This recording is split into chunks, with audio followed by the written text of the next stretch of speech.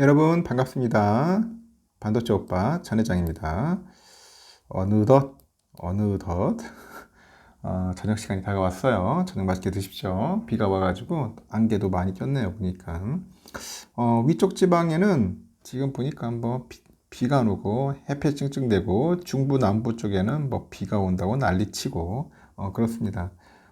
작은 땅덩어리 나는데도 확실히 달라요. 완전 기상이. 날이 무더운 게 나은 건지 비가 많이 오는 거 좋은 건지 모르겠네요 보니까. 이 비도 자꾸 오니까 습해가지고 별로 안 좋습니다. 하여튼 여러 가지 차이 나는 부분이 좀 있어요. 그래도 뭐 햇볕이 쨍쨍 찌고 하는 게 더 낫지 않겠나 하는 생각이 듭니다. 습하니까 별로 좋지가 않네요. 기분도 별로 꿀꿀해지고 그렇습니다. 저는 맛있게 드시고요.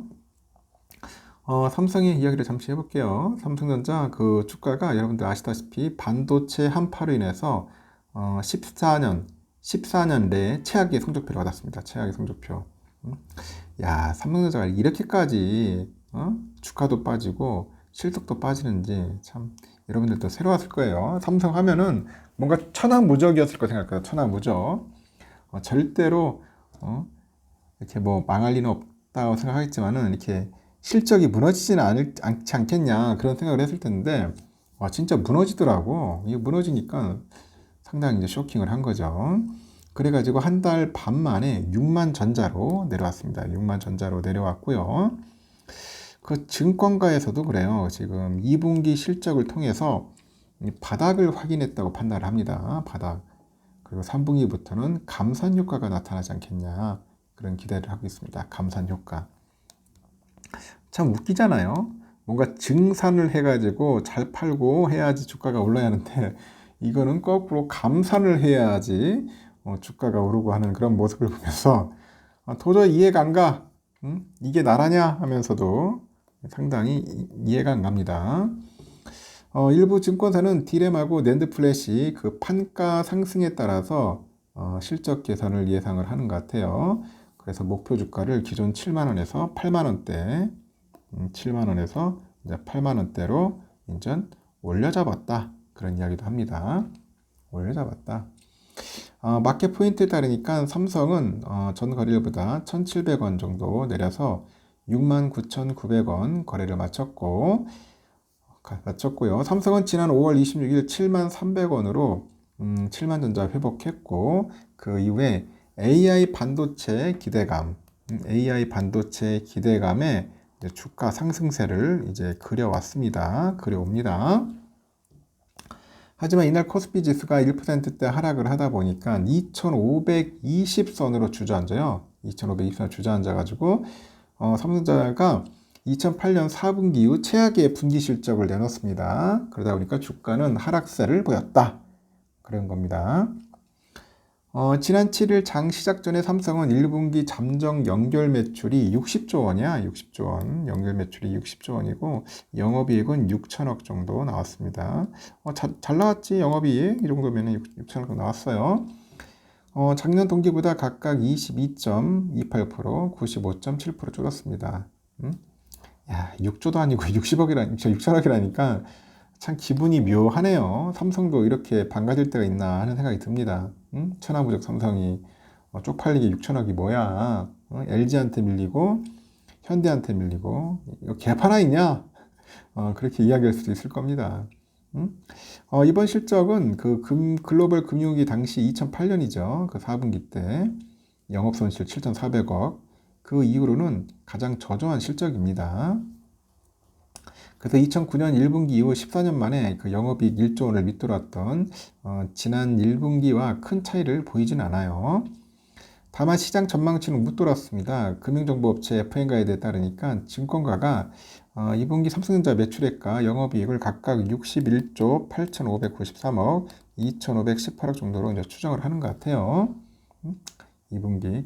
그래도 매출은 그나마 좀 나은 편이야. 이를 감안하면 영업이익은 시장 기대치의 2배 수준이다. 그렇게 이야기를 하는데 증권가는 반도체 업황의 부진이 이미 예고된 만큼 눈높이에는 충분하게 부합했다. 그렇게 입을 모읍니다. 그래, 개판일 거야. 업황은. 그런데도 나름대로 잘 나왔어. 생각하는 것만큼. 이렇게 이야기를 하는 것 같습니다. 오히려 마이너스이지 않을까 걱정을 했겠죠. 적자 아니냐. 적자까지는 안 나왔다는 거죠.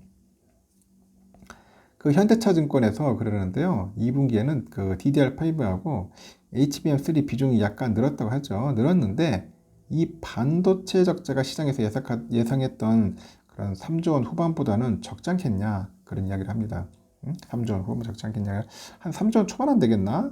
하여튼 반도체가 적자였던 거 확실하고, 야, 이게 또 애물단지 될지는 생각도 못했어요. 역시 경기 사이클 사람이 확실히 맞긴 맞아요, 여러분. 그죠? 메모리 반도체는 사이클 사람이다. 경기가 좋으면 좋겠지만 경기 떨어지면은 반도체는 결국 팔리지가 않으니까 그만큼 주가는 빠질 수밖에 없다. 거의 뭐 명백한 진리인 것 같습니다. 그리고 이베스트에서도 2분기부터는 웨이퍼 투입 축소 움직임이 나타나서 실적은 점차 개선될 거다. 더 중요한 것은 삼성전자에서 시장의 수요, 이 시장의 수요를 어떻게 전망하느냐 그렇게 보고 있는 것 같아요. 시장은 삼성전자 3분기부터 다시 실적 회복세를 보일 거로 기대를 해요. 감산 효과가 반영되는 데다가 업황 역시 2분기 바닥을 확인한 만큼 서서히 회복 사이클을 탈 것이다. 그렇게 이야기를 하는 것 같습니다. 뭐 좋아지지 않겠나? 뭐 그런 이야기를 하는 것 같습니다. NH에서는 그 메모리 반도체 그 업황 개선은 3분기부터 본격화되지 않겠냐 그렇게 보고 있고, 뭐 D램, 낸드 플래시 평균 그 판매 단가 각각 한 7%, 한 5% 정도 올라가지고 8개 분기 만에 상승할 수 있을 것이다. 상승할 수 있을 것이다. 그렇게 이야기를 합니다. 그래서 일단은 뭐 좋아지지 않겠나? 뭐 그렇게 보니까 다행인 거죠. 그 업계의 전반적인 그 감산하고 고성능 PC, 중국의 스마트폰 위주로 해가지고 재고 축적 수요가 다시 이제 시작되면서 이제 수요가 점진적으로 개선되고 있다는 점을 근거로 꼽고, 그러면서 삼성전자 목표 주가는 73,000원에서 84,000원으로 올렸습니다.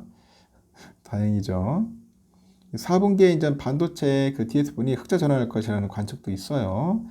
KB에서도 DS4 부분 영업이익이 7천억 원을 기록해서 지난해 4분기 이후 1년 만에 적자 탈출에 성공할 것으로 예상합니다.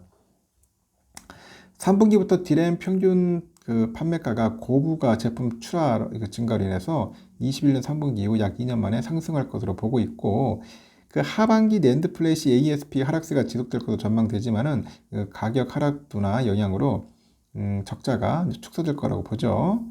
그리고 파운드리 사업은 8인치 수요 부진에도 HPC하고 AI 이쪽의 주문 증가로 인해서 하반기에는 실적 개선이 가능할 것으로 이제 보는 거예요. 특히 최근에 그 단행된 D램 파운드리 부분 이쪽에 핀셋 인사, 이번에 삼성전자 했죠. 이재용 회장이 좀 과감하게 한 것 같아요.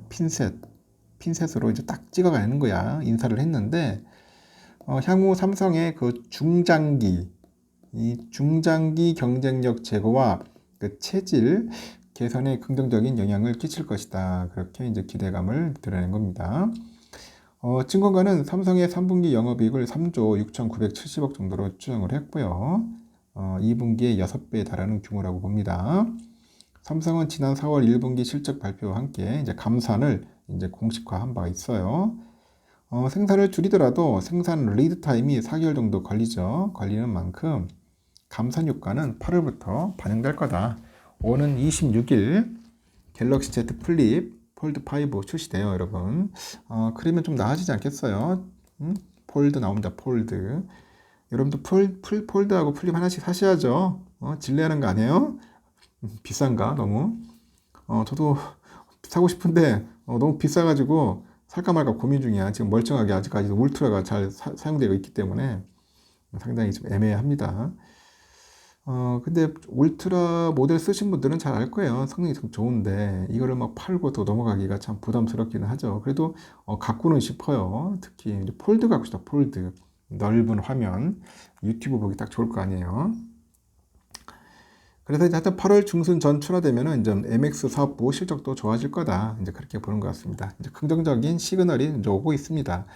주가는 지금 말 그대로 많이 빠져가지고 막 이렇게 속대한 말로 막 개차반이 할지라도 다시 또 올라갑니다. 올라가니까 너무 걱정하지 마시고 여러분들 쫄 필요도 없어요. 자신감을 갖고 하다 보면은 또 좋은 결과 올 수 있습니다. 여러분들 흔들리지 않았으면 좋겠어요. 흔들리지 마시고 왔다리 갔다리 하지 마시고 그냥 묵묵하게 갈 길 가세요. 이 참고 버티고 인내하는 것도 훈련이 돼야 돼요. 그것도 능력인 것 같습니다.